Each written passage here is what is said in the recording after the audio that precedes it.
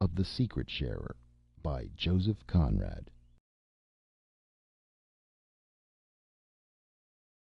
Chapter 1. On my right hand there were lines of fishing stakes resembling a mysterious system of half-submerged bamboo fences, incomprehensible in its division of the domain of tropical fishes, and crazy of aspect, as if abandoned forever by some nomad tribe of fishermen now gone to the other end of the ocean. For there was no sign of human habitation as far as the eye could reach. To the left, a group of barren islets, suggesting ruins of stone walls, towers, and blockhouses, had its foundations set in a blue sea that itself looked solid. So still and stable did it lie below my feet, even the track of light from the westering sun shone smoothly, without that animated glitter which tells of an imperceptible ripple.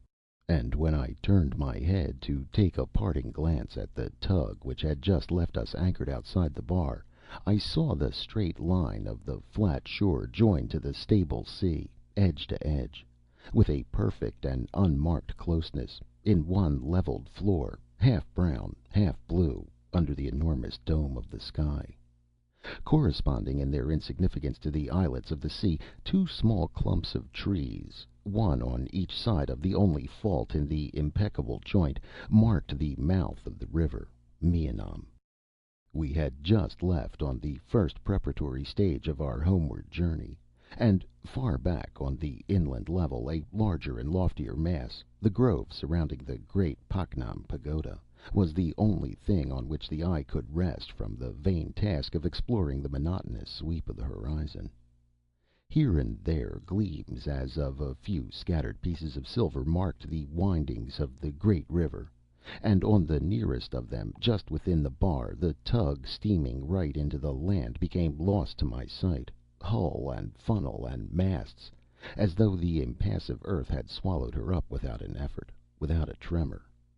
My eye followed the light cloud of her smoke, now here and now there, above the plain, according to the devious curves of the stream, but always fainter and farther away, till I lost it at last behind the miter-shaped hill of the great pagoda.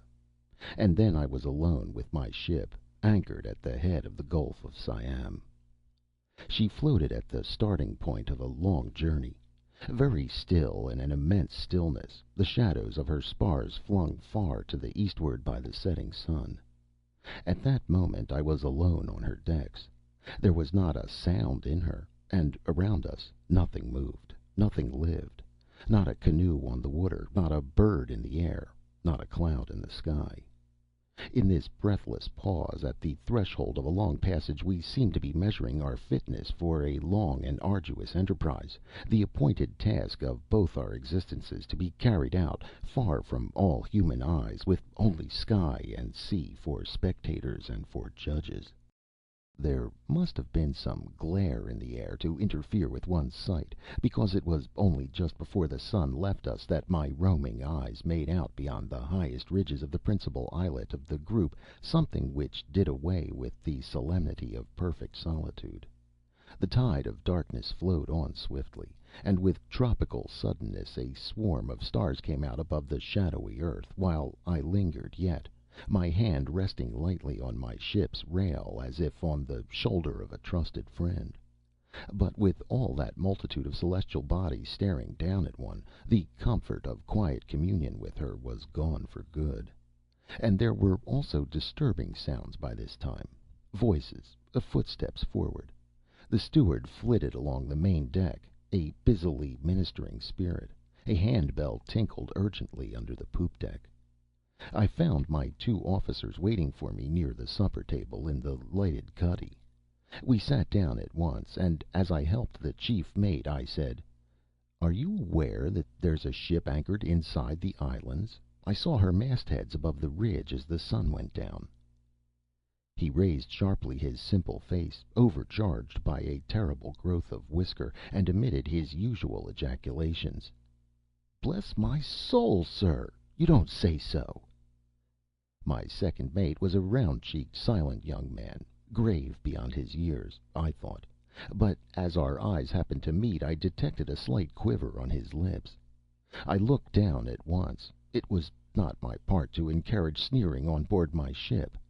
It must be said, too, that I knew very little of my officers. In consequence of certain events of no particular significance except to myself, I had been appointed to the command only a fortnight before. Neither did I know much of the hands forward. All these people had been together for 18 months or so, and my position was that of the only stranger on board. I mention this because it has some bearing on what is to follow.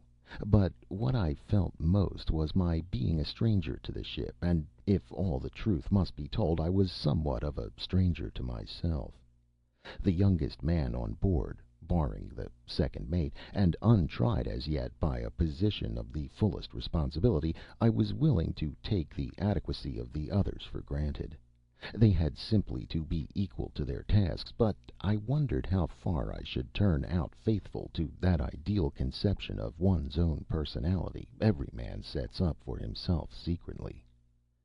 Meantime, the chief mate, with an almost visible effect of collaboration on the part of his round eyes and frightful whiskers, was trying to evolve a theory of the anchored ship. His dominant trait was to take all things into earnest consideration. He was of a painstaking turn of mind. As he used to say, he liked to account to himself for practically everything that came in his way, down to a miserable scorpion he had found in his cabin a week before. The why and wherefore of that scorpion, how it got on board and came to select his room rather than the pantry, which was a dark place and more what a scorpion would be partial to, and how on earth it managed to drown itself in the inkwell of his writing desk, had exercised him infinitely. The ship within the islands was much more easily accounted for, and just as we were about to rise from the table he made his pronouncement. She was, he doubted not, a ship from home lately arrived. Probably she drew too much water to cross the bar except at the top of spring tides.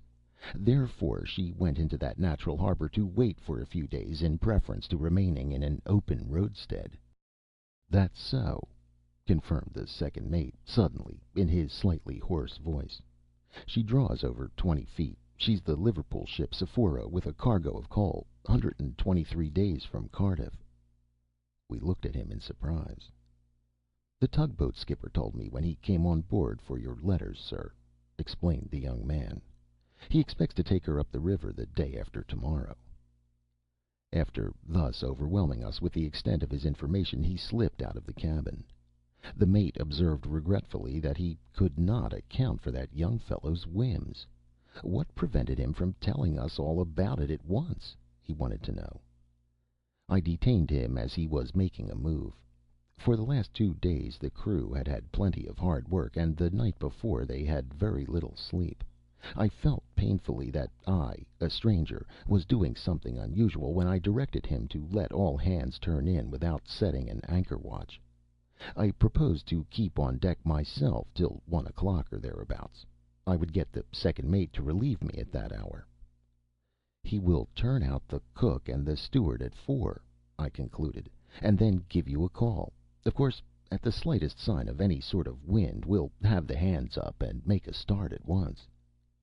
He concealed his astonishment. "Very well, sir." Outside the cuddy he put his head in the second mate's door to inform him of my unheard of caprice to take a 5 hours' anchor watch on myself. I heard the other raise his voice incredulously. "What? The captain himself?" Then a few more murmurs. A door closed, then another. A few moments later I went on deck.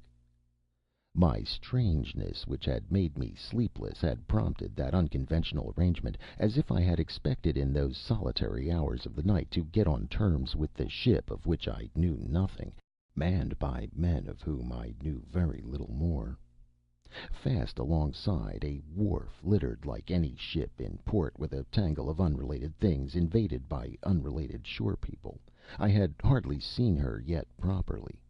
Now, as she lay cleared for sea, the stretch of her main deck seemed to me very fine under the stars. Very fine, very roomy for her size, and very inviting.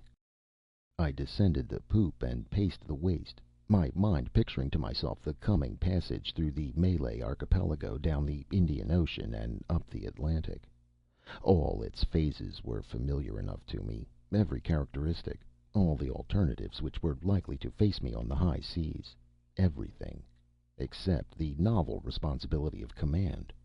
But I took heart from the reasonable thought that the ship was like other ships, the men like other men, and that the sea was not likely to keep any special surprises expressly for my discomfiture. Arrived at that comforting conclusion, I bethought myself of a cigar and went below to get it. All was still down there. Everybody at the after end of the ship was sleeping profoundly. I came out again on the quarter deck, agreeably at ease in my sleeping suit on that warm, breathless night, barefooted, a glowing cigar in my teeth, and going forward. I was met by the profound silence of the fore end of the ship. Only as I passed the door of the forecastle I heard a deep, quiet, trustful sigh of some sleeper inside. And suddenly I rejoiced in the great security of the sea as compared with the unrest of the land, in my choice of that untempted life, presenting no disquieting problems, invested with an elementary moral beauty by the absolute straightforwardness of its appeal and by the singleness of its purpose. The riding light in the fore-rigging burned with a clear, untroubled, as if symbolic flame, confident and bright in the mysterious shades of the night. Passing on my way aft along the other side of the ship, I observed that the rope's side ladder, put over, no doubt, for the master of the tug when he came to fetch away our letters, had not been hauled in as it should have been. I became annoyed at this, for exactitude in some small matters is the very soul of discipline. Then I reflected that I had myself peremptorily dismissed my officers from duty, and by my own act had prevented the anchor watch being formally set and things properly attended to. I asked myself whether it was wise ever to interfere with the established routine of duties, even from the kindest of motives. My actions might have made me appear eccentric. Goodness only knew how that absurdly whiskered mate would "account" for my conduct, and what the whole ship thought of that informality of their new captain. I was vexed with myself. Not from compunction, certainly, but, as it were, mechanically, I proceeded to get the ladder in myself. Now, a side ladder of that sort is a light affair and comes in easily. Yet my vigorous tug, which should have brought it flying on board, merely recoiled upon my body in a totally unexpected jerk. What the devil? I was so astounded by the immovableness of that ladder that I remained stock still, trying to account for it myself, like that imbecile mate of mine. In the end, of course, I put my head over the rail. The side of the ship made an opaque belt of shadow on the darkling, glassy shimmer of the sea. But I saw at once something elongated and pale floating very close to the ladder. Before I could form a guess, a faint flash of phosphorescent light, which seemed to issue suddenly from the naked body of a man, flickered in the sleeping water with the elusive, silent play of summer lighting in a night sky. With a gasp I saw revealed to my stare a pair of feet, the long legs, a broad livid back immersed right up to the neck in a greenish cadaverous glow. One hand, awash, clutched the bottom rung of the ladder. He was complete but for the head. A headless corpse. The cigar dropped out of my gaping mouth with a tiny plop and a short hiss, quite audible in the absolute stillness of all things under heaven. At that, I suppose, he raised up his face, a dimly pale oval in the shadow of the ship's side. But even then I could only barely make out down there the shape of his black-haired head. However, it was enough for the horrid frost-bound sensation which had gripped me about the chest to pass off. The moment of vain exclamations was past, too. I only climbed on the spare spar and leaned over the rail as far as I could to bring my eyes nearer to that mystery floating alongside. As he hung by the ladder like a resting swimmer, the sea lighting played about his limbs at every stir, and he appeared in it ghastly, silverly, fish-like. He remained as mute as a fish, too. He made no motion to get out of the water, either. It was inconceivable that he should not attempt to come on board, and strangely troubling to suspect that perhaps he did not want to. And my first words were prompted by just that troubled incertitude. "What's the matter?" I asked in my ordinary tone, speaking down to the face upturned exactly under mine. "Cramp," it answered, no louder. Then, slightly anxious, "I say, no need to call anyone." "I was not going to," I said. "Are you alone on deck?" "Yes." I had somehow the impression that he was on the point of letting go the ladder to swim away beyond my ken, mysterious as he came. But for the moment, this being apparently as if he had risen from the bottom of the sea, it was certainly the nearest land to the ship, wanted only to know the time. I told him. And he, down there, tentatively: "I suppose your captain's turned in." "I'm sure he isn't," I said. He seemed to struggle with himself, for I heard something like the low, bitter murmur of doubt. "What's the good?" His next words came out with a hesitating effort. "Look here, my man. Could you call him out quietly?" I thought the time had come to declare myself. "I am the captain." I heard a "By Jove!" whispered at the level of the water. The phosphorescence flashed in the swirl of the water all about his limbs. His other hand seized the ladder. "My name is Leggatt." The voice was calm and resolute. A good voice. The self possession of that man had somehow induced a corresponding state in myself. It was very quietly that I remarked: "You must be a good swimmer."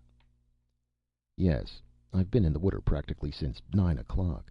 The question for me now is whether I am to let go this ladder and go on swimming till I sink from exhaustion, or to come on board here."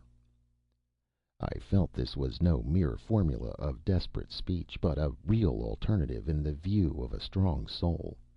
I should have gathered from this that he was young. Indeed, it is only the young who are ever confronted by such clear issues. But at the time it was pure intuition on my part. A mysterious communication was established already between us two, in the face of that silent, darkened, tropical sea. I was young, too, young enough to make no comment. The man in the water began suddenly to climb up the ladder, and I hastened away from the rail to fetch some clothes. Before entering the cabin, I stood still, listening in the lobby at the foot of the stairs. A faint snore came through the closed door of the chief mate's room. The second mate's door was on the hook, but the darkness in there was absolutely soundless. He, too, was young and could sleep like a stone. Remained the steward, but he was not likely to wake up before he was called. I got a sleeping suit out of my room, and coming back on deck I saw the naked man from the sea sitting on the main hatch, glimmering white in the darkness, his elbows on his knees and his head in his hands. In a moment he had concealed his damp body in a sleeping suit of the same gray stripe pattern as the one I was wearing, and followed me like my double on the poop. Together we moved right aft, barefooted, silent. "What is it?" I asked in a deadened voice, taking the lighted lamp out of the binnacle and raising it to his face. "An ugly business." He had rather regular features, a good mouth, light eyes under somewhat heavy dark eyebrows, a smooth square forehead, no growth on his cheeks, a small brown mustache, and a well shaped round chin. His expression was concentrated, meditative, under the inspecting light of the lamp I held up to his face, such as a man thinking hard in solitude might wear. My sleeping suit was just right for his size. A well knit young fellow of 25 at most, he caught his lower lip with the edge of white, even teeth. "Yes," I said, replacing the lamp in the binnacle. The warm, heavy tropical night closed upon his head again. "There is a ship over there," he murmured. "Yes, I know. The Sephora. Did you know of us?" "Hadn't the slightest idea. I am the mate of her." He paused and corrected himself. "I should say I was." "Aha! Something wrong?" "Yes. Very wrong indeed. I've killed a man." "What do you mean? Just now?" "No. On the passage, weeks ago. 39 South. When I say a man—" "Fit of temper?" I suggested confidently. The shadowy dark head like mine seemed to nod imperceptibly above the ghostly gray of my sleeping suit. It was in the night as though I had been faced by my own reflection in the depths of a somber and immense mirror. "A pretty thing to have to own up to for a Conway boy," murmured my double distinctly. "You're a Conway boy?" "I am," he said, as if startled. Then slowly, "Perhaps you, too." It was so. But being a couple of years older, I had left before he joined. After a quick interchange of dates, a silence fell, and I thought suddenly of my absurd mate with his terrific whiskers and the "bless my soul, you don't say so" type of intellect. My double gave me an inkling of his thoughts by saying, "My father's a parson in Norfolk. Do you see me before a judge and jury on that charge? For myself, I can't see the necessity. There are fellows that an angel from heaven, and I am not that. He was one of those creatures that are just simmering all the time with a silly sort of wickedness. Miserable devils that have no business to live at all. He wouldn't do his duty, and wouldn't let anybody else do theirs. But what's the good of talking? You know well enough the sort of ill-conditioned, snarling cur." He appealed to me as if our experiences had been as identical as our clothes. And I knew well enough the pestiferous danger of such a character where there are no means of legal repression. And I knew well enough also that my double there was no homicidal ruffian.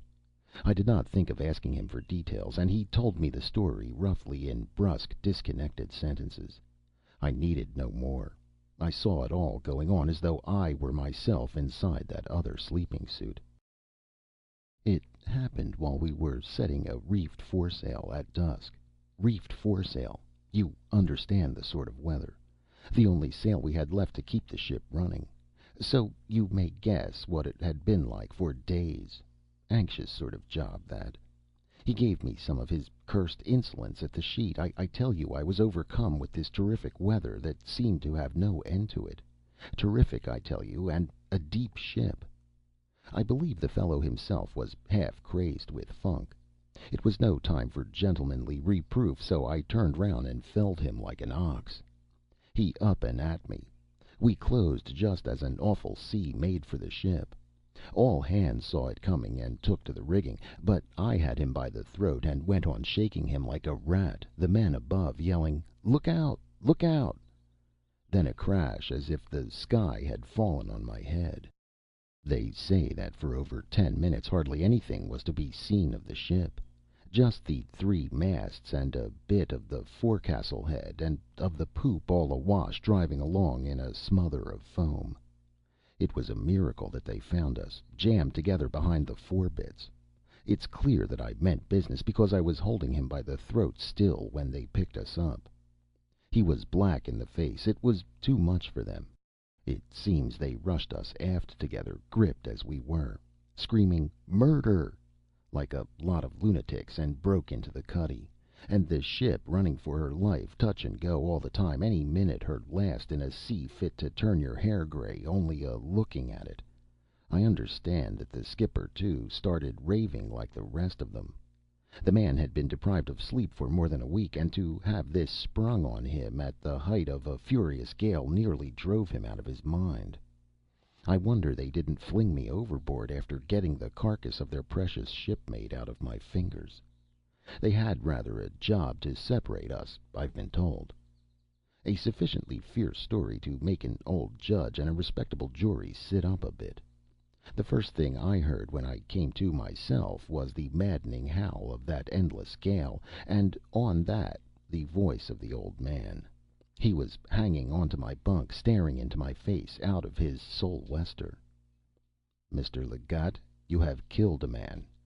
You can act no longer as chief mate of this ship." His care to subdue his voice made it sound monotonous.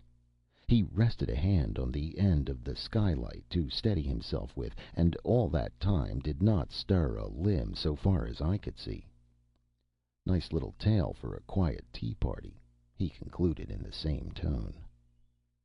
One of my hands, too, rested on the end of the skylight. Neither did I stir a limb, so far as I knew. We stood less than a foot from each other. It occurred to me that if old Bless my soul, you don't say so were to put his head up the companion and catch sight of us, he would think he was seeing double, or imagine himself come upon a scene of weird witchcraft, the strange captain having a quiet confabulation by the wheel with his own gray ghost. I became very much concerned to prevent anything of the sort. I heard the other's soothing undertone. "My father's a parson in Norfolk," it said. Evidently he had forgotten he had told me this important fact before. Truly a nice little tale. "You had better slip down into my stateroom now," I said, moving off stealthily. My double followed my movements. Our bare feet made no sound. I let him in, closed the door with care, and after giving a call to the second mate, returned on deck for my relief. "Not much sign of any wind yet," I remarked when he approached. "No, sir, not much," he assented, sleepily in his hoarse voice, with just enough deference, no more, and barely suppressing a yawn. "Well, that's all you have to look out for. You have got your orders." "Yes, sir." I paced a turn or two on the poop and saw him take up his position face forward with his elbow in the ratlines of the mizzen rigging before I went below.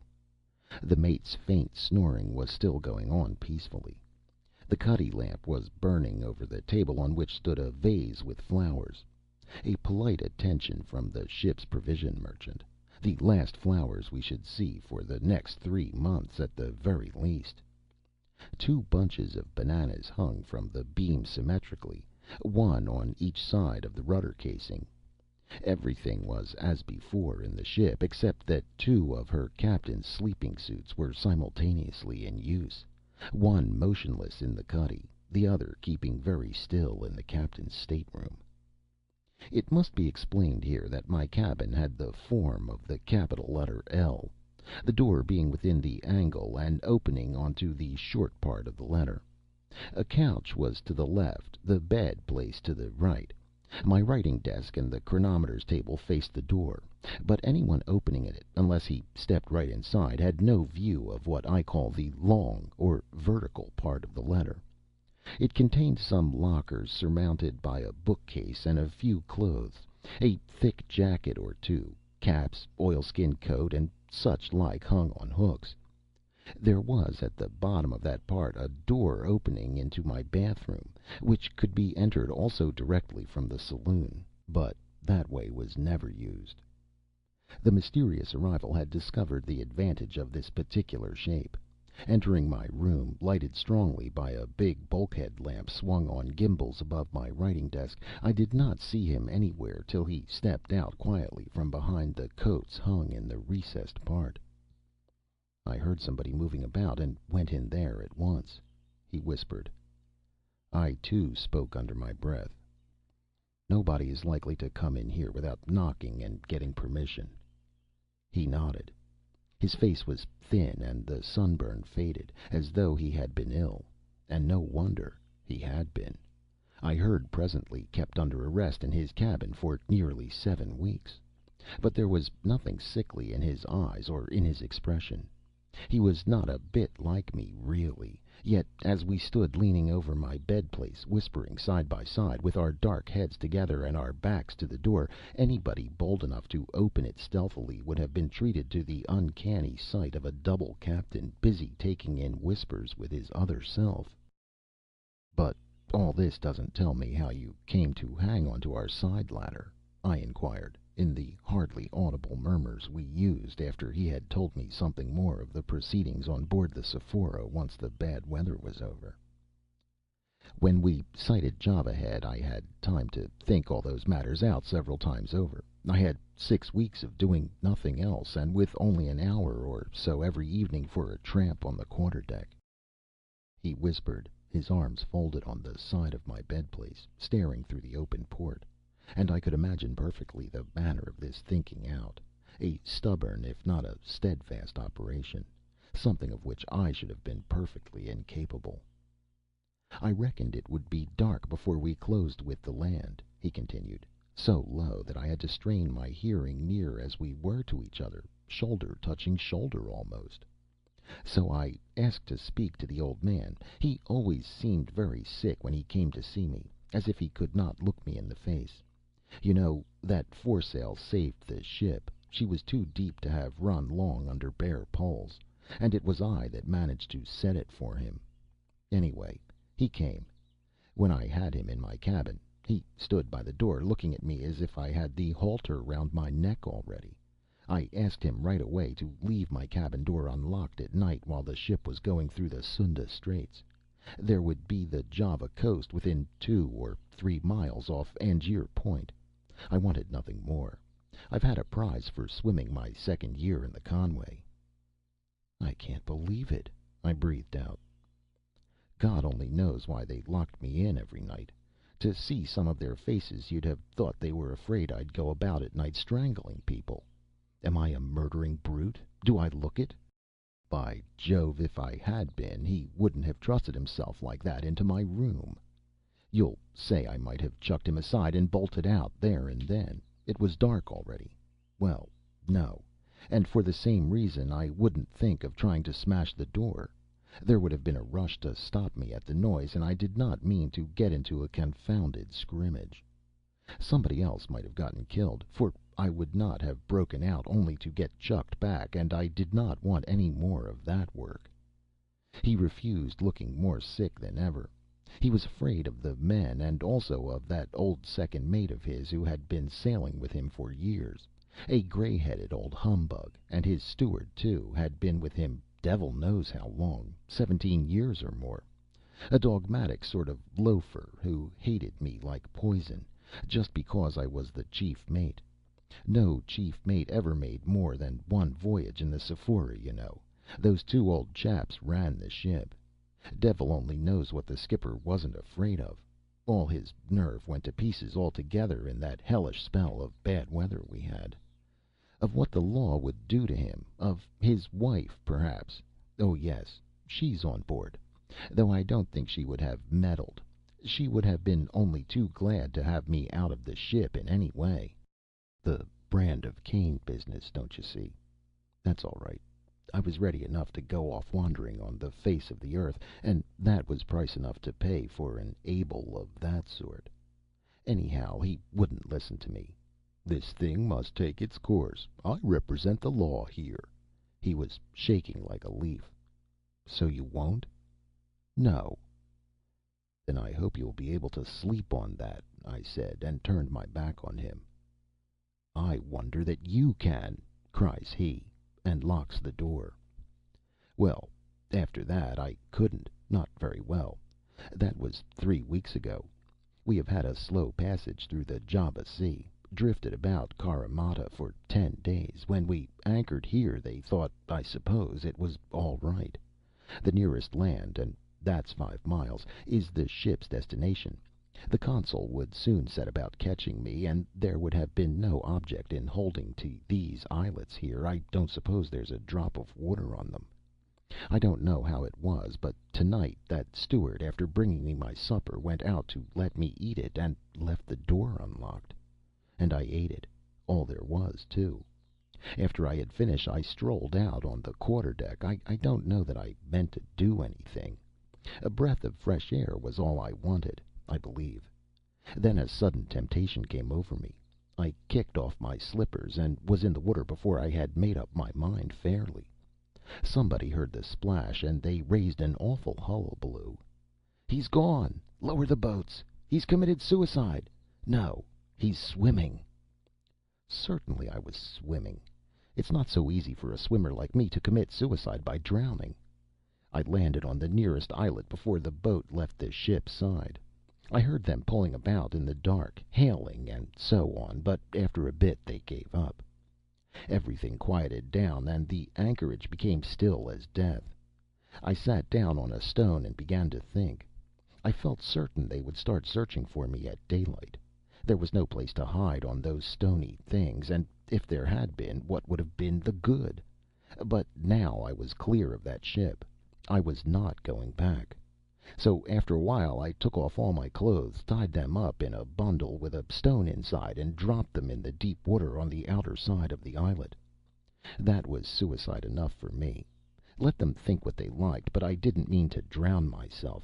I meant to swim till I sank. But that's not the same thing. I struck out for another of these little islands, and it was from that one that I first saw your riding light. Something to swim for. I went on easily, and on the way I came upon a flat rock a foot or two above water. In the daytime I dare say you might make it out with a glass from your poop. I scrambled up on it and rested myself for a bit. Then I made another start. That last spell must have been over a mile. His whisper was getting fainter and fainter, and all the time he stared straight out through the porthole, in which there was not even a star to be seen. I had not interrupted him. There was something that made comment impossible in his narrative, or perhaps in himself, a sort of feeling, a quality which I can't find a name for. And when he ceased, all I found was a futile whisper. "So you swam for our light?" "Yes. Straight for it. It was something to swim for. I couldn't see any stars low down because the coast was in the way, and I couldn't see the land either. The water was like glass. One might have been swimming in a confounded 1,000 feet deep cistern, with no place for scrambling out anywhere. But what I didn't like was the notion of swimming round and round like a crazed bullock before I gave out, and as I didn't mean to go back, no. Do you see me being hauled back, stark naked, off one of these little islands by the scruff of the neck, and fighting like a wild beast? Somebody would have got killed for certain, and I did not want any of that. So I went on. Then your ladder." "Why didn't you hail the ship?" I asked a little louder. He touched my shoulder lightly. Lazy footsteps came right over our heads and stopped. The second mate had crossed from the other side of the poop, and might have been hanging over the rail for all we knew. "He couldn't hear us talking, could he?" My double breathed into my very ear anxiously. His anxiety was in answer a sufficient answer to the question I had put to him, an answer containing all the difficulty of that situation. I closed the porthole quietly to make sure. A louder word might have been overheard. "Who's that?" he whispered then. "My second mate, but I don't know much more of the fellow than you do." And I told him a little about myself. I had been appointed to take charge while I least expected anything of the sort, not quite a fortnight ago. I didn't know either the ship or the people, hadn't had the time in port to look about me or size anybody up. And as to the crew, all they knew was that I was appointed to take the ship home. For the rest, I was almost as much of a stranger on board as himself, I said. And at the moment I felt it most acutely. I felt that it would take very little to make me a suspect person in the eyes of the ship's company. He had turned about meantime, and we, the two strangers in the ship, faced each other in identical attitudes. "Your ladder," he murmured after a silence. "Who'd have thought of finding a ladder hanging over at night in a ship anchored out here?" I felt just then a very unpleasant faintness. After the life I've been leading for 9 weeks, anybody would have got out of condition. I wasn't capable of swimming round as far as your rudder chains. And lo and behold, there was a ladder to get a hold of. After I gripped it, I said to myself, "What's the good?" When I saw a man's head looking over, I thought I would swim away presently and leave him shouting in whatever language it was. I didn't mind being looked at. I liked it. And then you speaking to me so quietly, as if you had expected me, made me hold on a little longer. It had been a confounded lonely time. I don't mean while swimming. I was glad to talk a little to somebody that didn't belong to the Sephora. As to asking for the captain, that was a mere impulse. It could have been no use, with all the ship knowing about me, and the other people pretty certain to be round here in the morning. I don't know. I wanted to be seen, to talk with somebody before I went on. I don't know what I would have said. Fine night, isn't it? Or something of the sort. Do you think they will be round here presently? I asked with some incredulity. Quite likely, he said faintly. He looked extremely haggard all of a sudden. His head rolled on his shoulders. Hmm. We shall see then. Meantime, get into that bed, I whispered. Want help? There. It was a rather high bed place with a set of drawers underneath. This amazing swimmer really needed the lift I gave him by seizing his leg. He tumbled in, rolled over on his back, and flung one arm across his eyes. And then, with his face nearly hidden, he must have looked exactly as I used to look in that bed. I gazed upon my other self for a while before drawing across carefully the two green serge curtains which ran on a brass rod. I thought for a moment of pinning them together for greater safety, but I sat down on the couch, and once there I felt unwilling to rise and hunt for a pin. I would do it in a moment. I was extremely tired, in a peculiarly intimate way, by the strain of stealthiness, by the effort of whispering, and the general secrecy of this excitement. It was 3 o'clock by now, and I had been on my feet since 9, but I was not sleepy. I could not have gone to sleep. I sat there, fagged out, looking at the curtains, trying to clear my mind of the confused sensation of being in two places at once, and greatly bothered by an exasperating knocking in my head. It was a relief to discover suddenly that it was not in my head at all, but on the outside of the door. Before I could collect myself, the words "Come in" were out of my mouth, and the steward entered with a tray, bringing in my morning coffee. I had slept after all, and I was so frightened that I shouted, "This way! I am here, steward!" as though he had been miles away. He put down the tray on the table next to the couch, and only then said very quietly, "I can see you are here, sir." I felt him give me a keen look, but I dared not meet his eyes just then. He must have wondered why I had drawn the curtains of my bed before going to sleep on the couch. He went out, hooking the door open as usual. I heard the crew washing decks above me. I knew I would have been told at once if there had been any wind. Calm, I thought, and I was doubly vexed. Indeed, I felt dual more than ever. The steward reappeared suddenly in the doorway. I jumped up from the couch so quickly that he gave a start. "What do you want here?" "Close your port, sir. They're washing decks." "It is closed," I said, reddening. "Very well, sir." But he did not move from the doorway, and returned my stare in an extraordinary equivocal manner for a time. Then his eyes wavered, all his expression changed, and in a voice unusually gentle, almost coaxingly, "May I come in to take the empty cup away, sir?" "Of course." I turned my back on him while he popped in and out.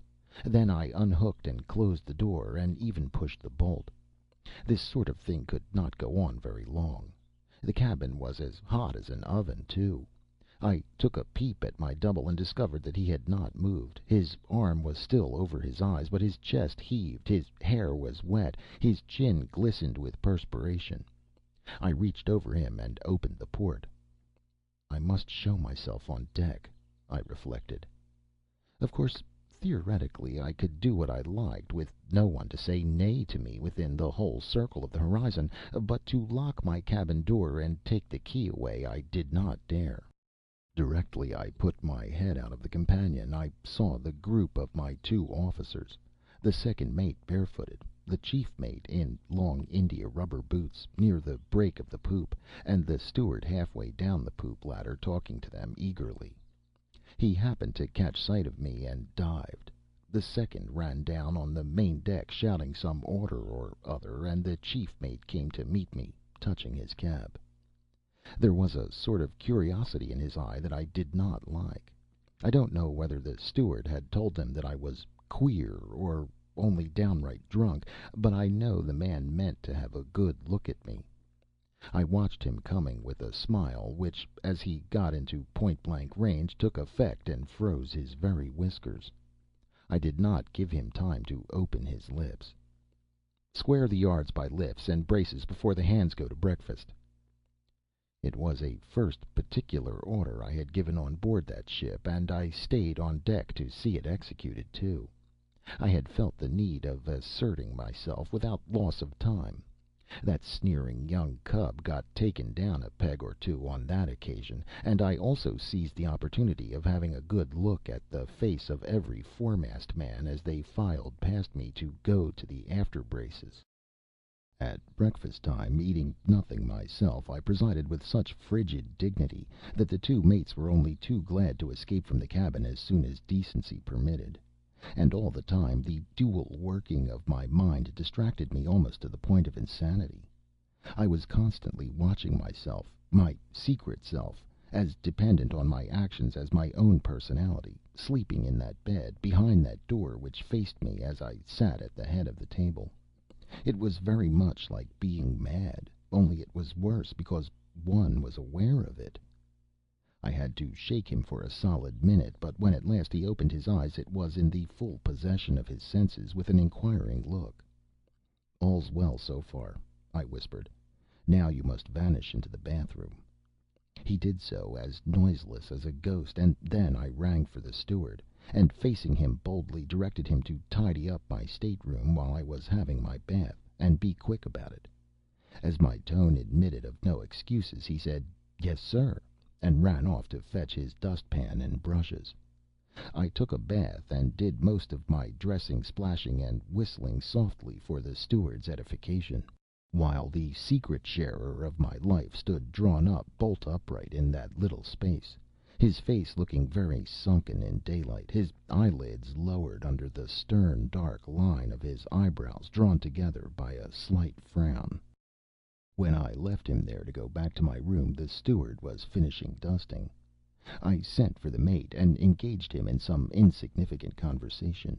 It was, as it were, trifling with the terrific character of his whiskers, but my object was to give him an opportunity for a good look at my cabin. And then I could at last shut with a clear conscience the door of my stateroom, and get my double back into the recessed part. There was nothing else for it. He had to sit still on a small folding stool, half smothered by the heavy coats hanging there. We listened to the steward going into the bathroom out of the saloon, filling the water bottles there, scrubbing the bath, setting things to rights, whisk, bang, clatter, out again into the saloon, turn the key, click. Such was my scheme for keeping my second self invisible. Nothing better could be contrived under the circumstances. And there we sat, I at my writing desk, ready to appear busy with some papers, he behind me out of sight of the door. It would not have been prudent to talk in daytime, and I could not have stood the excitement of that queer sense of whispering to myself. Now and then, glancing over my shoulder, I saw him far back there, sitting rigidly on the low stool, his bare feet close together, his arms folded, his head hanging on his breast, and perfectly still. Anybody would have taken him for me. I was fascinated by it myself. Every moment I had to glance over my shoulder. I was looking at him when a voice outside the door said, "Beg pardon, sir." "Well?" I kept my eyes on him, and so when the voice outside the door announced, "There's a ship's boat coming our way, sir," I saw him give a start, the first movement he had made for hours. But he did not raise his bowed head. "All right. Get the ladder over." I hesitated. Should I whisper something to him? But what? His immobility seemed to have been never disturbed. What could I tell him he did not already know?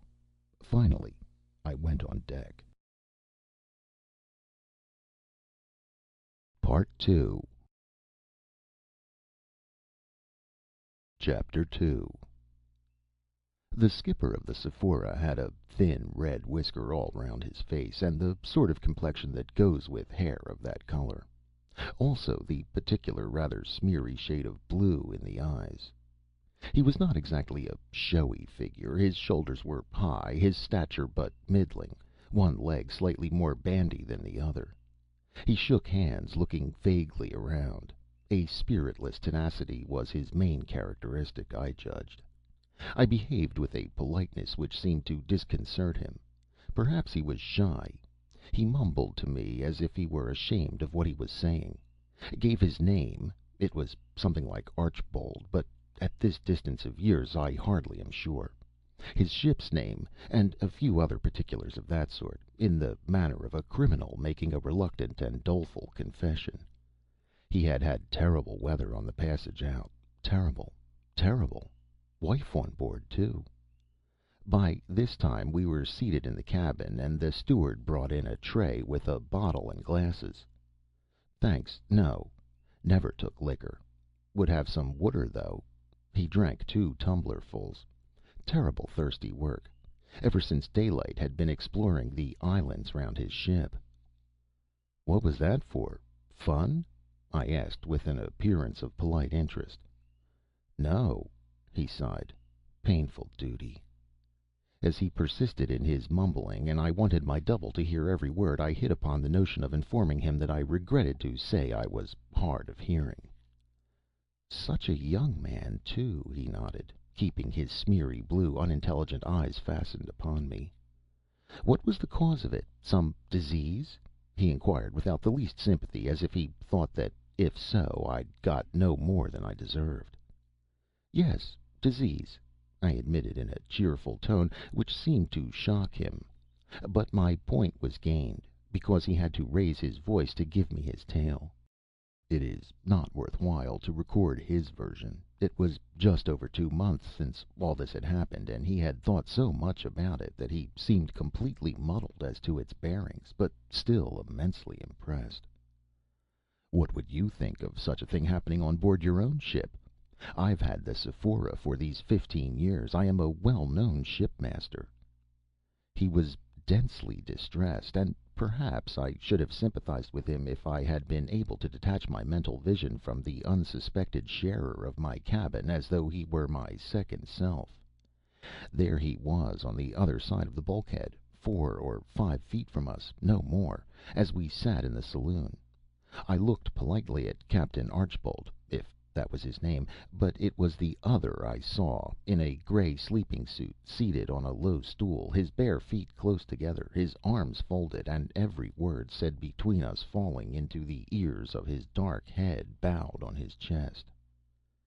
I have been at sea now, man and boy, for 37 years, and I've never heard of such things happening in an English ship, and that it should be my ship, wife on board, too. I was hardly listening to him. Don't you think, I said, that the heavy sea which you told me came aboard just then might have killed the man? I have seen the sheer weight of the sea kill a man very neatly by simply breaking his neck. Good God!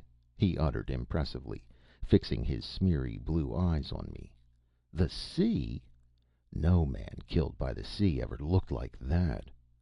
He seemed positively scandalized at my suggestion, and I gazed at him, certainly not prepared for anything original on his part. He advanced his head close to mine and thrust his tongue out at me so suddenly that I couldn't help starting back. After scoring over my calmness in this graphic way, he nodded wisely. If I had seen the sight, he assured me, I would never forget it as long as I lived. The weather was too bad to give the corpse a proper sea burial, so next day at dawn they took it up on the poop, covering its face with a bit of bunting.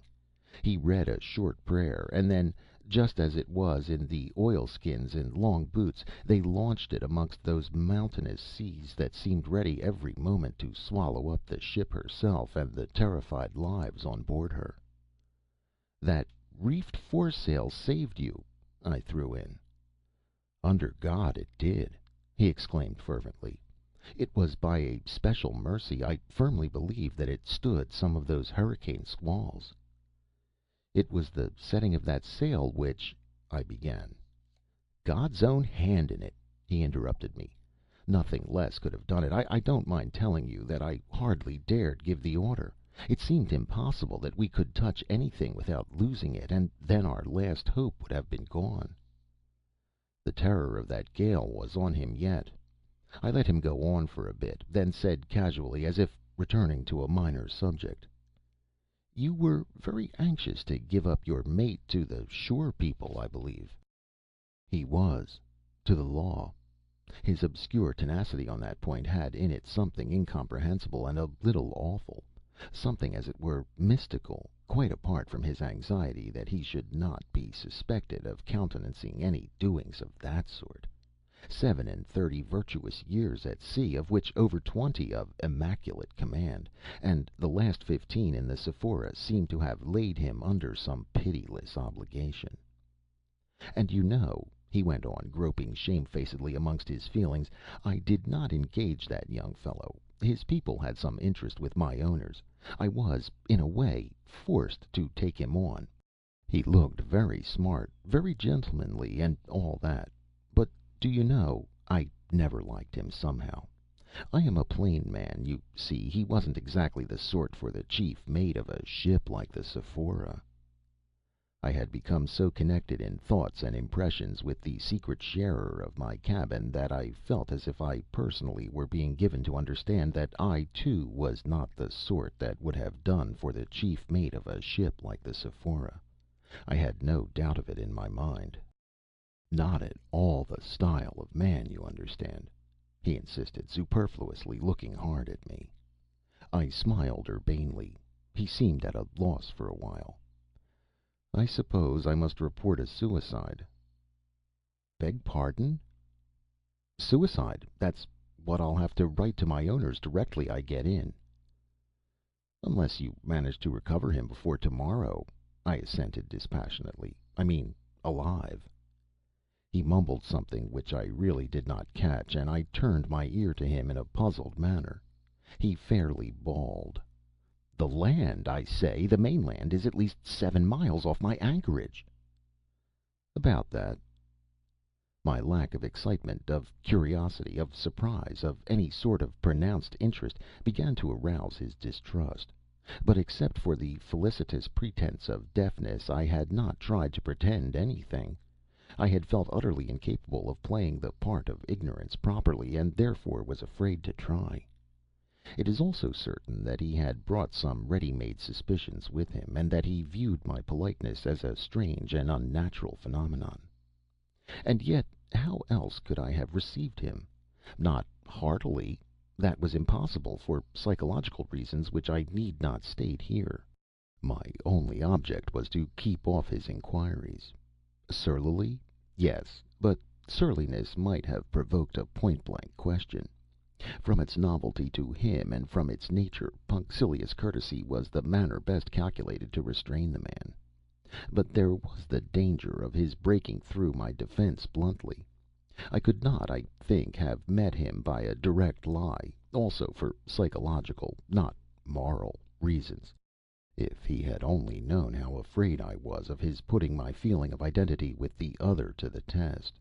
But, strangely enough, I thought of it only afterwards, I believe that he was not a little disconcerted by the reverse side of that weird situation, by something in me that reminded him of the man he was seeking, suggested a mysterious similitude to the young fellow he had distrusted and disliked from the first. However that might have been, the silence was not very prolonged. He took another oblique step. I reckon I had no more than a 2-mile pull to your ship. Not a bit more. And quite enough, too, in this awful heat, I said. Another pause, full of mistrust, followed.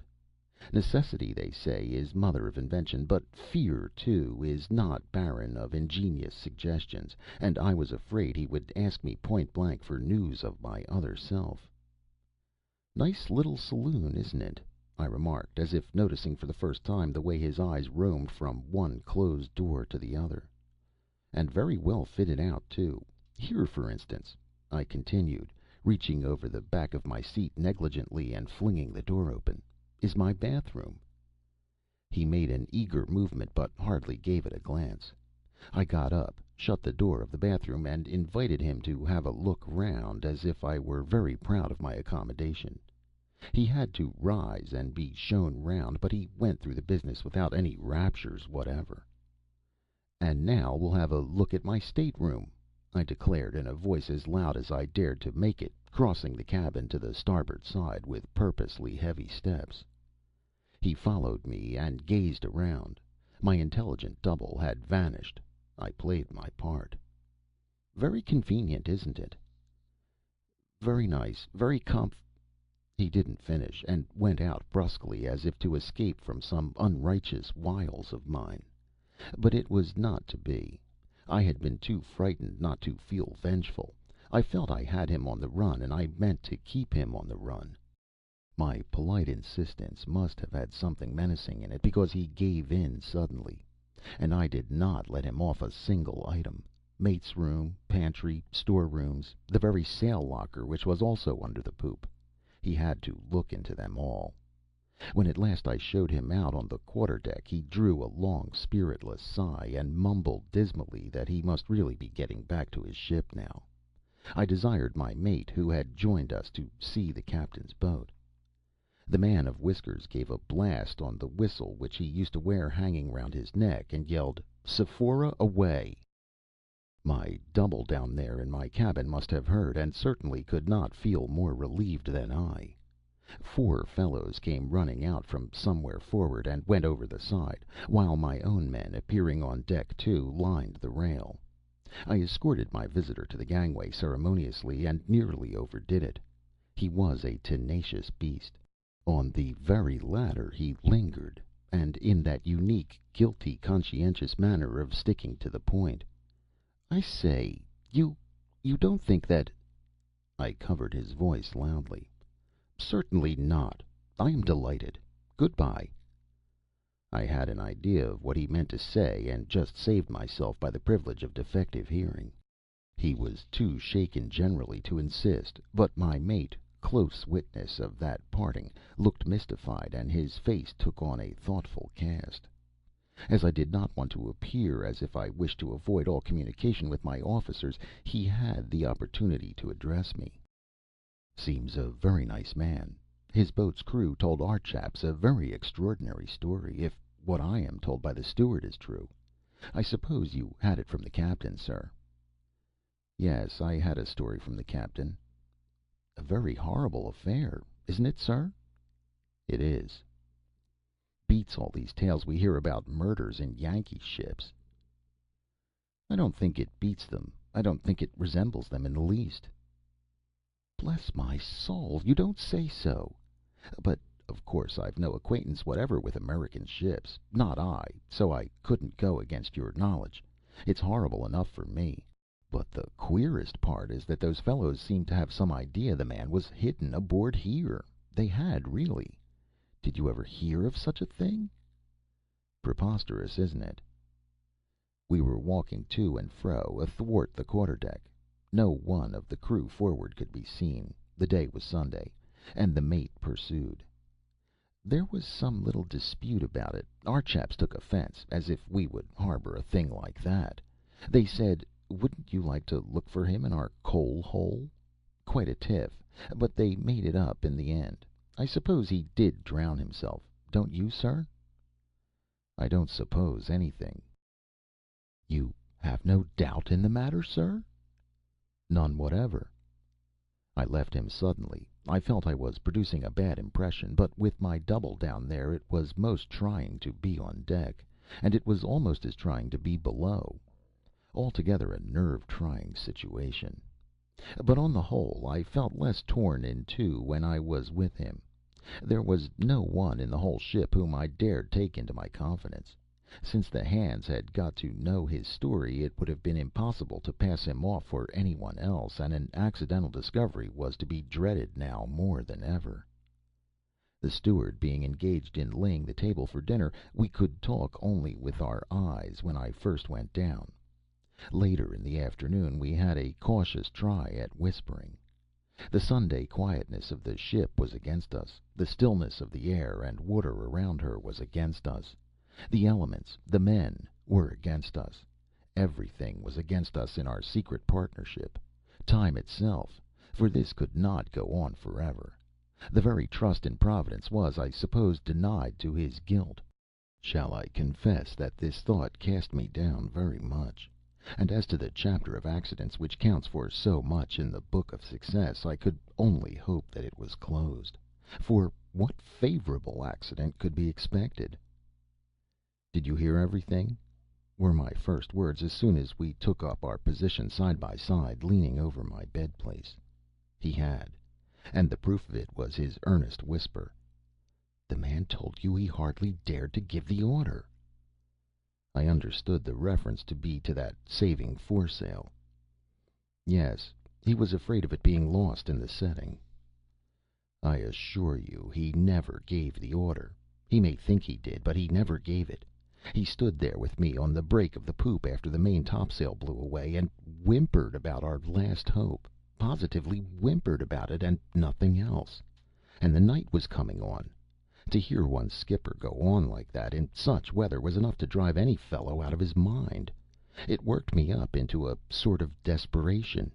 I just took it into my own hands and went away from him, boiling, and but what's the use telling you? You know. Do you think that if I had not been pretty fierce with them I should have got the men to do anything? Not I. The bo'sun, perhaps? Perhaps. It wasn't a heavy sea. It was a sea gone mad. I suppose the end of the world will be something like that, and a man may have the heart to see it coming once and be done with it, but to have to face it day after day, I don't blame anybody. I was precious little better than the rest, only I was an officer of that old coal wagon.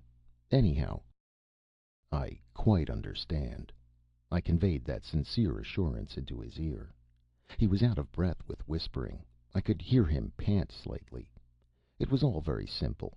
The same strung-up force which had given 24 men a chance at least for their lives had, in a sort of recoil, crushed an unworthy, mutinous existence. But I had no leisure to weigh the merits of the matter. Footsteps in the saloon. A heavy knock. "There's enough wind to get under way with, sir." Here was the call of a new claim upon my thoughts, and even upon my feelings. "Turn the hands up," I cried through the door. "I'll be on deck directly." I was going out to make the acquaintance of my ship. Before I left the cabin our eyes met, the eyes of the only two strangers on board. I pointed to the recessed part where the little camp stool awaited him, and laid my finger on my lips. He made a gesture, somewhat vague, a little mysterious, accompanied by a faint smile, as if of regret. This is not the place to enlarge upon the sensations of a man who feels for the first time a ship move under his feet to his own independent word. In my case they were not unalloyed. I was not wholly alone with my command, for there was that stranger in my cabin, or rather I was not completely and wholly with her. Part of me was absent. That mental feeling of being in two places at once affected me physically, as if the mood of secrecy had penetrated my very soul. Before an hour had elapsed since the ship had begun to move, having occasion to ask the mate (he stood by my side) to take a compass bearing of the pagoda, I caught myself reaching up to his ear in whispers. I say I caught myself, but enough had escaped to startle the man. I can't describe it otherwise than by saying that he shied. A grave, preoccupied manner, as though he were in possession of some perplexing intelligence, did not leave him henceforth. A little later I moved away from the rail to look at the compass with such a stealthy gait that the helmsman noticed it, and I could not help noticing the unusual roundness of his eyes. These are trifling instances, though it's to no commander's advantage to be suspected of ludicrous eccentricities. But I was also more seriously affected. There are to a seaman certain words, gestures, that should in given conditions come as naturally, as instinctively, as the winking of a menaced eye. A certain order should spring onto his lips without thinking. A certain sign should get itself made, so to speak, without reflection. But all unconscious alertness had abandoned me.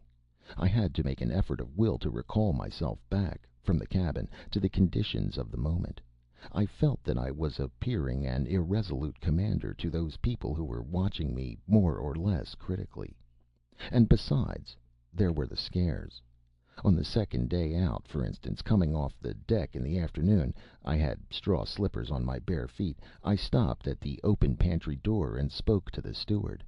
He was doing something there with his back to me. At the sound of my voice he nearly jumped out of his skin, as the saying is, and incidentally broke a cup. "What on earth's the matter with you?" I asked, astonished. He was extremely confused. "Beg pardon, sir. I made sure you were in your cabin." "You see I wasn't." "No, sir. I could have sworn I had heard you moving in there not a moment ago. It's most extraordinary. Very sorry, sir." I passed on with an inward shudder. I was so identified with my secret double that I did not even mention the fact in those scantily fearful whispers we exchanged. I suppose he had made some slight noise of some kind or other. It would have been miraculous if he hadn't at one time or another. And yet, haggard as he appeared, he looked always perfectly self-controlled, more than calm, almost invulnerable. On my suggestion, he remained almost entirely in the bathroom, which, upon the whole, was the safest place. There could be really no shadow of an excuse for anyone ever wanting to go in there, once the steward had done with it. It was a very tiny place. Sometimes he reclined on the floor, his legs bent, his head sustained on one elbow. At others I would find him on the camp stool, sitting in his gray sleeping suit, and with his cropped dark hair like a patient, unmoved convict. At night I would smuggle him into my bed place, and we would whisper together, with the regular footfalls of the officer of the watch passing and repassing over our heads. It was an infinitely miserable time. It was lucky that some tins of fine preserves were stowed in a locker in my stateroom. Hard bread I could always get a hold of, and so he lived on stewed chicken, pâté de foie gras, asparagus, cooked oysters, sardines, on all sorts of abominable sham delicacies out of tins. My early morning coffee he always drank, and it was all I dared do for him in that respect. Every day there was the horrible maneuvering to go through so that my room and then the bathroom should be done in the usual way. I came to hate the sight of the steward, to abhor the voice of that harmless man. I felt that it was he who would bring on the disaster of discovery. It hung like a sword over our heads.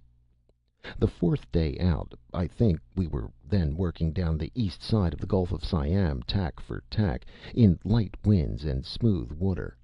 The fourth day, I say, of this miserable juggling with the unavoidable, as we sat at our evening meal, that man whose slightest movement I dreaded, after putting down the dishes, ran up on deck busily.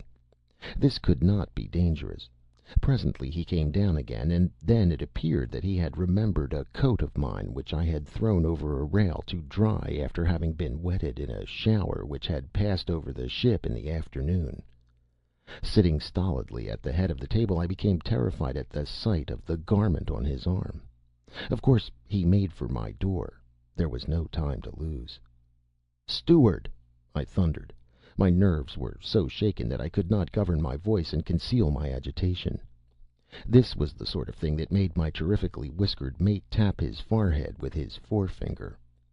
I had detected him using that gesture while talking on deck with a confidential air to the carpenter. It was too far to hear a word, but I had no doubt that this pantomime could only refer to the strange new captain. "Yes, sir?" The pale-faced steward turned resignedly to me. It was this maddening course of being shouted at, checked without rhyme or reason, arbitrarily chased out of my cabin, suddenly called into it, sent flying out of his pantry on incomprehensible errands, that accounted for the growing wretchedness of his expression. "Where are you going with that coat?" "To your room, sir." "Is there another shower coming?" "I'm sure I don't know, sir. Shall I go up again and see, sir?" "No, never mind." My object was attained, as of course my other self in there would have heard everything that passed. During this interlude my two officers never raised their eyes off their respective plates, but the lip of that confounded cub, the second mate, quivered visibly. I expected the steward to hook my coat on and come out at once. He was very slow about it, but I dominated my nervousness sufficiently not to shout after him. Suddenly I became aware, it could be heard plainly enough, that the fellow, for some reason or other, was opening the door of the bathroom. It was the end. The place was literally not big enough to swing a cat in. My voice died in my throat, and I went stony all over. I expected to hear a yell of surprise and terror, and made a movement, but had not the strength to get on my legs. Everything remained still. Had my second self taken the poor wretch by the throat? I don't know what I could have done next moment if I had not seen the steward come out of my room, close the door, and then stand quietly by the sideboard. Saved, I thought. But no. Lost. Gone. He was gone. I laid my knife and fork down and leaned back in my chair. My head swam. After a while, when sufficiently recovered to speak in a steady voice, I instructed my mate to put the ship round at 8 o'clock himself. "I won't come on deck," I went on. "I think I'll turn in, and unless the winds shift, I don't want to be disturbed before midnight. I feel a bit seedy." "You did look middlin' bad a little while ago," the chief mate remarked, without showing any great concern.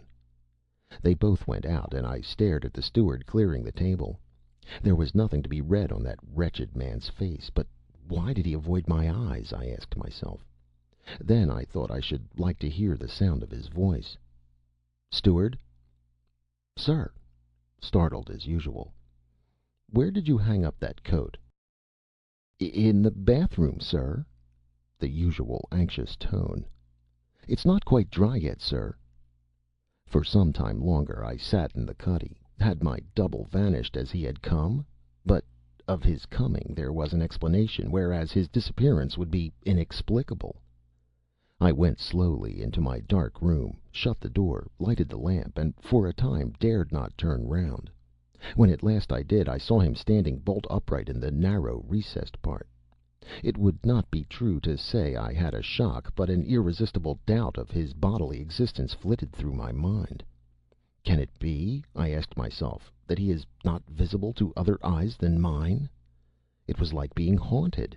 Motionless, with a grave face, he raised his hand slightly at me in a gesture which meant clearly, "Heavens, what a narrow escape!" Narrow indeed. I think I had come creeping quietly as near insanity as any man who has not actually gone over the border. That gesture restrained me, so to speak. The mate with the terrific whiskers was now putting the ship on the other tack. In the moment of profound silence which follows upon the hands going to their stations, I heard on the poop his raised voice, "Hard a lee!" and the distant shout of the order repeated on the main deck. The sails, in that light breeze, made but a faint fluttering noise. It ceased. The ship was coming round slowly. I held my breath in the renewed stillness of expectation. One wouldn't have thought that there was a single living soul on her decks. A sudden brisk shout, "Mainsail haul!" broke the spell, and in the noisy cries and rush overhead of the men running away with the main brace, we two, down in my cabin, came together in our usual position by the bed place. He did not wait for my question. "I heard him fumbling here, and just managed to squat myself down in the bath," he whispered to me. "The fellow only opened the door and put his arm in to hang the coat up, all the same." "I never thought of that," I whispered back, even more appalled than before at the closeness of the shave, and marveling at that something unyielding in his character which was carrying him through so finely. There was no agitation in his whisper. Whoever was being driven distracted, it was not he. He was sane.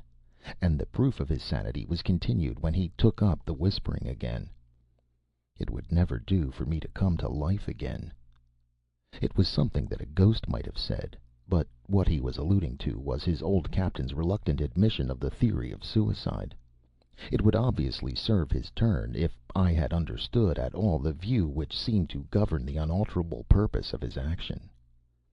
"You must maroon me as soon as ever you can get amongst these islands off the Cambodge shore," he went on. "Maroon you? We are not living in a boy's adventure tale," I protested. His scornful whisperings took me up.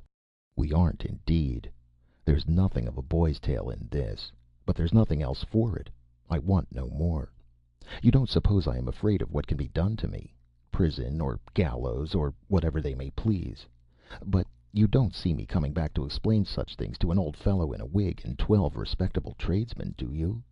What can they know whether I am guilty or not, or of what I am guilty, either. That's my affair. What does the Bible say? Driven off the face of the earth. Very well. I am off the face of the earth now. As I came at night, so I shall go. Impossible, I murmured. You can't. Can't? Not naked like a soul on the day of judgment. I shall freeze onto this sleeping suit. The last day is not yet. And you have understood thoroughly, didn't you?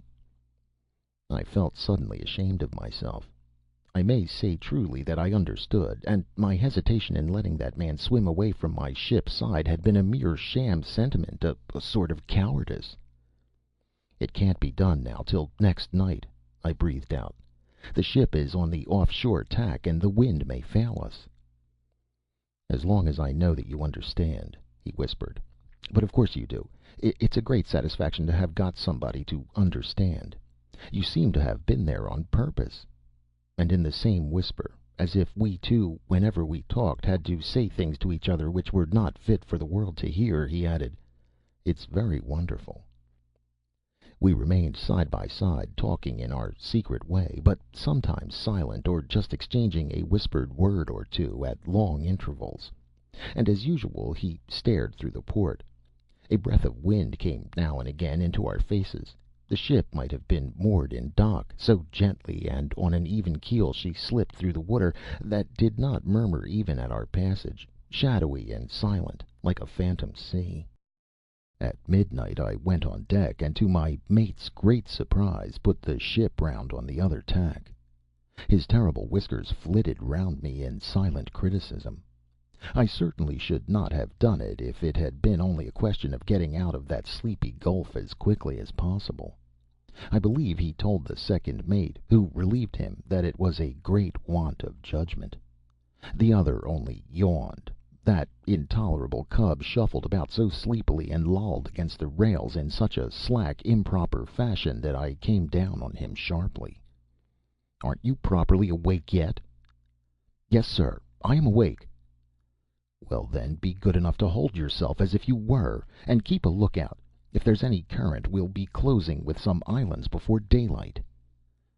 The east side of the gulf is fringed with islands, some solitary, others in groups.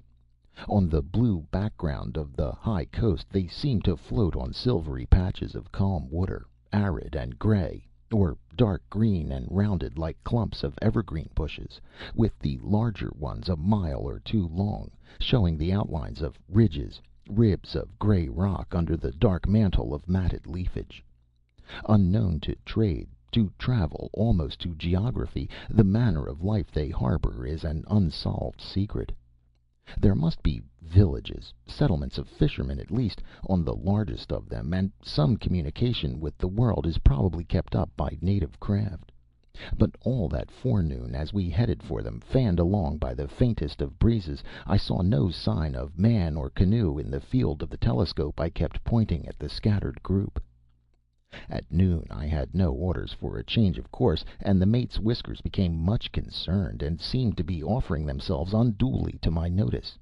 And at last I said, "I am going to stand right in, quite in, as far as I can take her."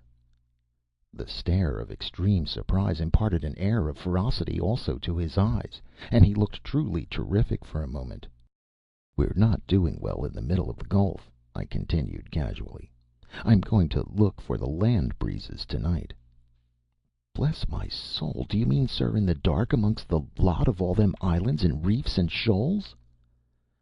"Well, if there are any regular land breezes at all on this coast, one must get close inshore to find them, mustn't one?" "Bless my soul!" he exclaimed again under his breath. All that afternoon he wore a dreamy, contemplative appearance which in him was a mark of perplexity. After dinner I went into my stateroom as if I meant to take some rest. There we two bent our dark heads over a half unrolled chart lying on my bed. "There," I said, "it's got to be Koh ring. I've been looking at it ever since sunrise. It has got two hills and a low point. It must be inhabited. And on the coast opposite there is what looks like the mouth of a biggish river, with some towns, no doubt, not far up. It's the best chance for you that I can see." anything Koh-ring. Let it be." He looked thoughtfully at the chart, as if surveying chances and distances from a lofty height, and following with his eyes his own figure wandering on the blank land of Cochin China, and then passing off that piece of paper clean out of sight into uncharted regions. And it was as if the ship had two captains to plan her course for her. I had been so worried and restless running up and down that I had not had the patience to dress that day. I had remained in my sleeping suit with straw slippers and a soft floppy hat. The closeness of the heat in the Gulf had been most oppressive, and the crew were used to seeing me wandering in that airy attire. "She will clear the south point as she heads now," I whispered into his ear. "Goodness only knows when, though, but certainly after dark. I'll edge her in to half a mile, as far as I may be able to judge in the dark." "Be careful," he murmured warningly, and I realized suddenly that all my future, the only future for which I was fit, would perhaps go irretrievably to pieces in any mishap to my first command. I could not stop a moment longer in the room. I motioned him to get out of sight, and made my way on the poop. That unplayful cub had the watch. I walked up and down for a while, thinking things out, then beckoned him over. "Send a couple of hands to open the 2 quarter-deck ports," I said mildly. He actually had the impudence, or else so forgot himself in his wonder at such an incomprehensible order, as to repeat, "Open the quarter-deck ports? What for, sir?" "The only reason you need concern yourself about is because I tell you to do so. Have them opened wide and fastened properly." He reddened and went off, but I believe made some jeering remark to the carpenter as to the sensible practice of ventilating a ship's quarterdeck. I know he popped into the mate's cabin to impart the fact to him, because the whiskers came on deck as if were by chance, and stole glances at me from below, for signs of lunacy or drunkenness, I suppose. A little before supper, feeling more restless than ever, I rejoined for a moment my second self, and to find him sitting so quietly was surprising, like something against nature, inhuman. I developed my plan in a hurried whisper. "I shall stand in as close as I dare, and then put her round. I will presently find means to smuggle you out of here into the sail locker, which communicates with the lobby. But there is an opening, a sort of square for hauling the sails out, which gives straight on the quarterdeck, and which is never closed in fine weather, so as to give air to the sails.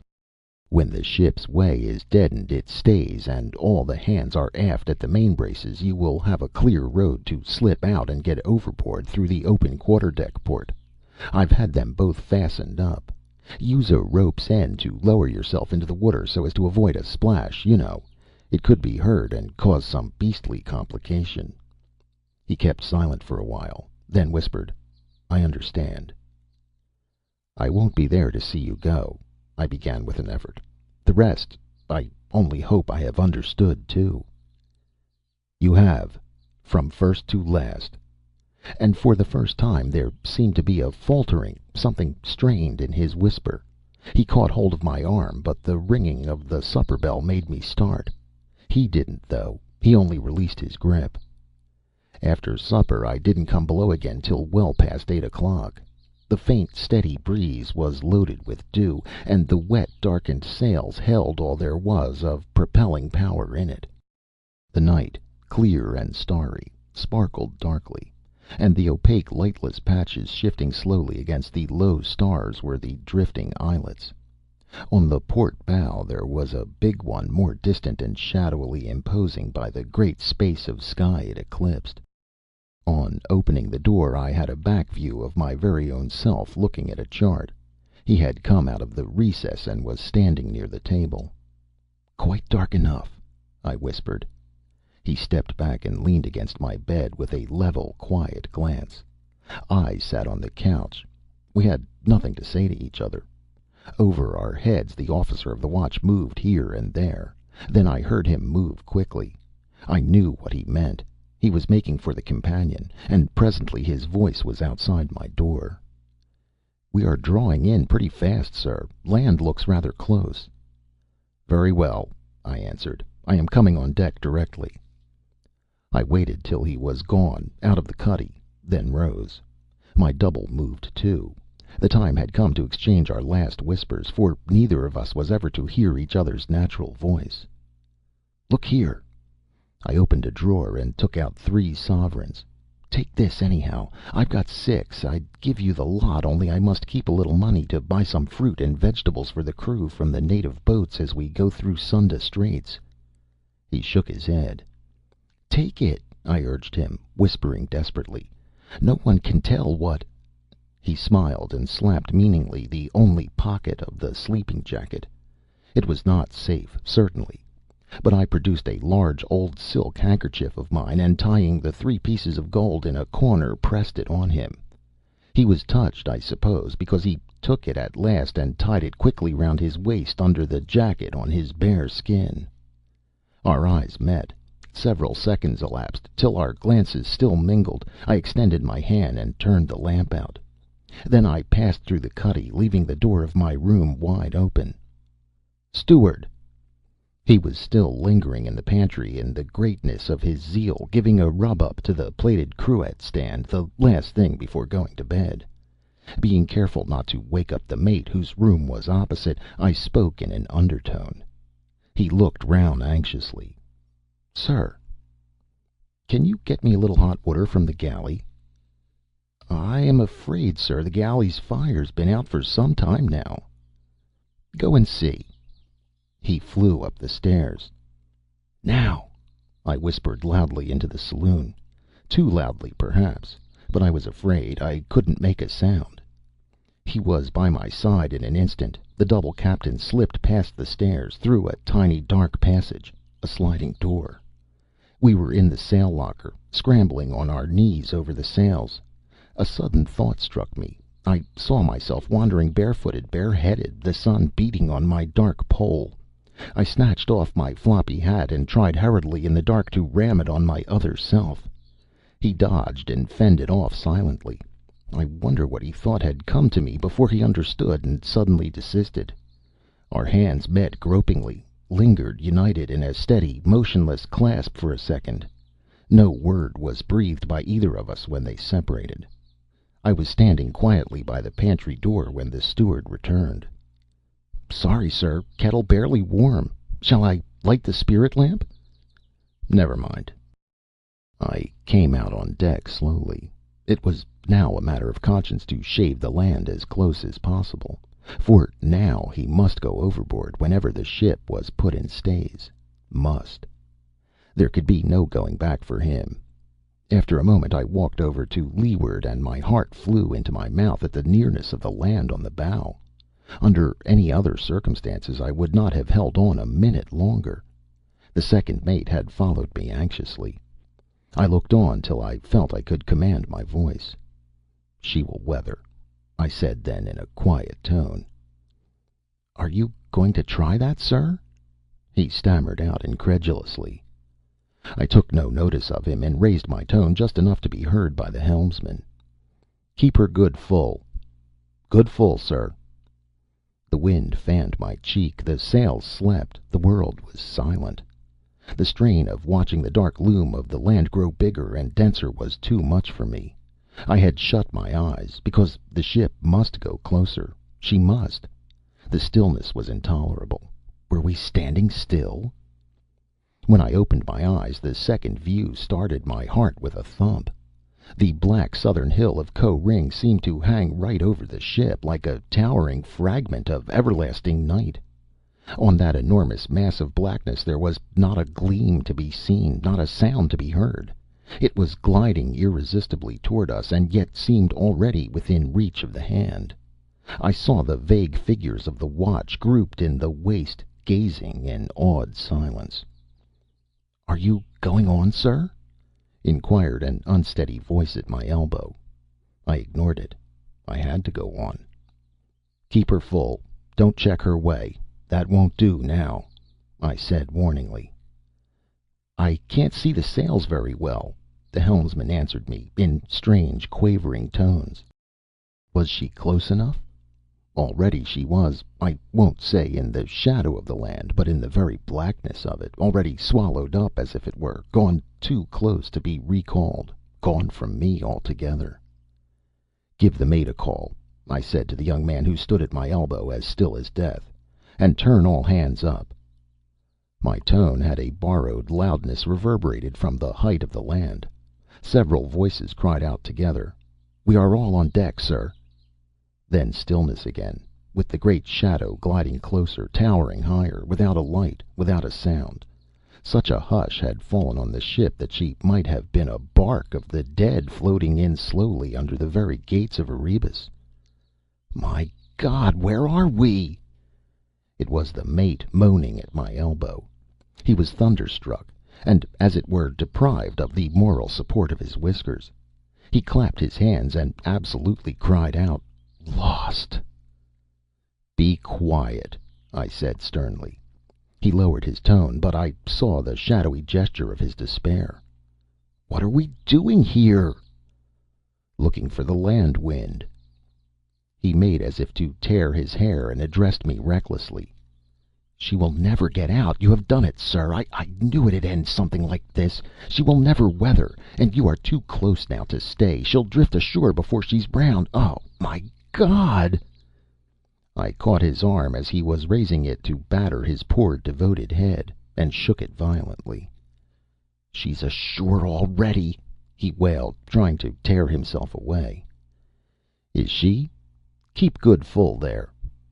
"Good full, sir," cried the helmsman in a frightened, thin, childlike voice. I hadn't let go of the mate's arm, and went on shaking it. "Ready about, do you hear? You go forward." Shake. "And stop there." Shake. "And hold your noise." Shake. "And see that these head sheets properly overhauled." Shake, shake, shake. And all the time I dared not look toward the land lest my heart should fail me. I released my grip at last, and he ran forward as if fleeing for dear life. I wondered what my double there in the sail locker thought of this commotion. He was able to hear everything, and perhaps he was able to understand why, on my conscience, it had to be thus close, no less. My first order, "Hard a lee," re-echoed ominously under the towering shadow of Koh Ring, as if I had shouted in a mountain gorge. And then I watched the land intently. In that smooth water and light wind it was impossible to feel the ship coming to. No, I could not feel her. And my second self was making now ready to ship out and lower himself overboard. Perhaps he was gone already. The great black mass brooding over our very mastheads began to pivot away from the ship's side silently. And now I forgot the secret stranger ready to depart, and remembered only that I was a total stranger to the ship. I did not know her. Would she do it? How was she to be handled? I swung the mainyard and waited helplessly. She was perhaps stopped, and her very fate hung in the balance, with the black mass of Koh Ring like the gate of the everlasting night towering over her taffrail. What would she do now? Had she way on her yet? I stepped to the side swiftly, and on the shadowy water I could see nothing except a faint phosphorescent flash revealing the glassy smoothness of the sleeping surface.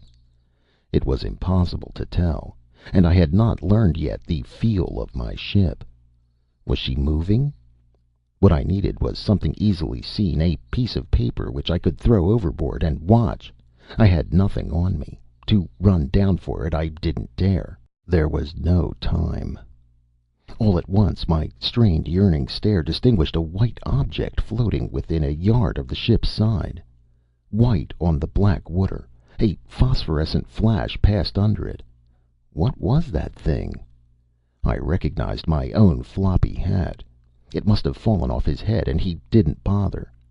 Now I had what I wanted, the saving mark for my eyes, but I hardly thought of my other self, now gone from the ship to be hidden forever from all friendly faces, to be a fugitive and a vagabond upon the earth, with no brand of the curse on his sane forehead to stay a slaying hand, too proud to explain.